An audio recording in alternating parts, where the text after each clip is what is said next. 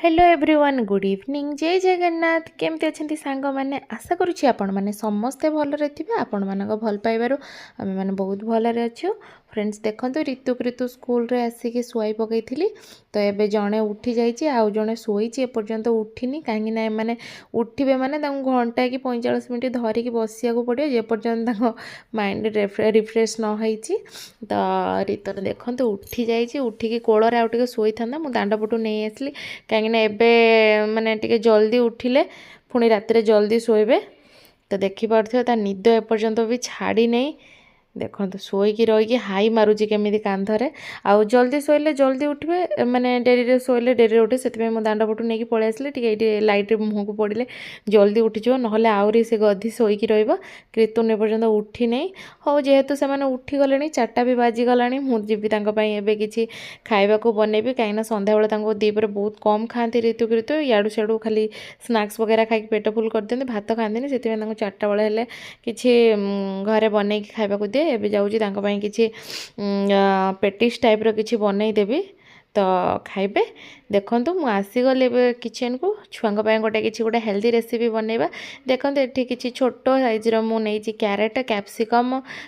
टिके आलू टिके टमाटो पियाज आ 50 ग्राम पनीर आउ कि कंचा लंका 2टा कंचा लंका जेहेतु राग लगे मुझे खाली जस्ट चिरी देती टिके आउ एपटे देखूँ आउ कि पनीर एक्सट्रा बड़ी जाइए मुझे गोटे डब्बा भितर पूरेकी रखीदेवी कहीं काली को भी रोसे करके देवा पड़ो छुआ मानक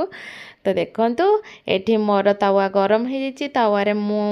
तेल देकी भेजिटेबल पनीर को छाड़ी सब भेजिटेबल पकई दीजिए तापर किसी लुण आ कि हल्दी गुंड बास से छुआ खाइबार मुझे बेसी किसी मसला दिएनी कड़ाई कलिनी कहीं बहुत कम देखा जाते कि बहुत कम क्वांटिटी संध्या बेला टाइम बहुत कम खाइबे आ कम क्वांटिटी बनई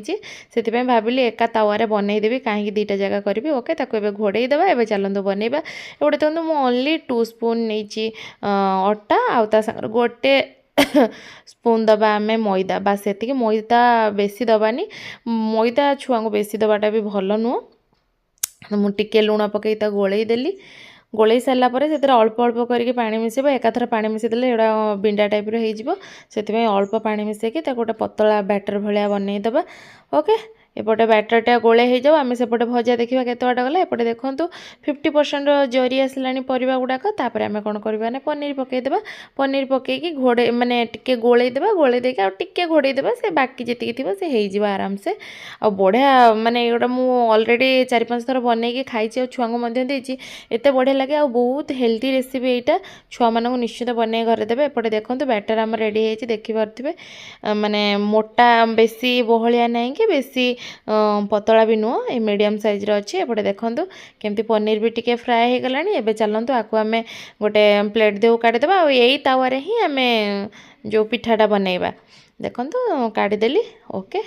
एबे आम कौन करवा ना से देदेवा पिठा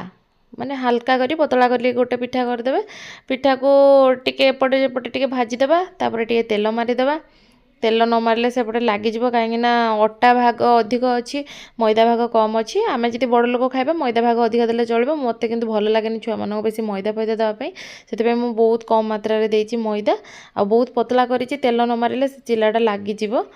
देखिपे केमती हो गला ओके आम काढ़ीदेवा देखिपे के सुंदर भाव उठी आसी बैक साइड्रे आम पनीर आ भेजिटेबल्स देदेवा दे सारिकी तो कौन करवा ना फोल्ड करदेवा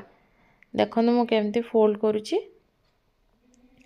फोल्ड करी कौन करें ना जो फोल्ड कर सारापर जो आम अटा गोलई थे से किसी माने अटा टिके लगेदेवे देखो एमती लगे दे सारापर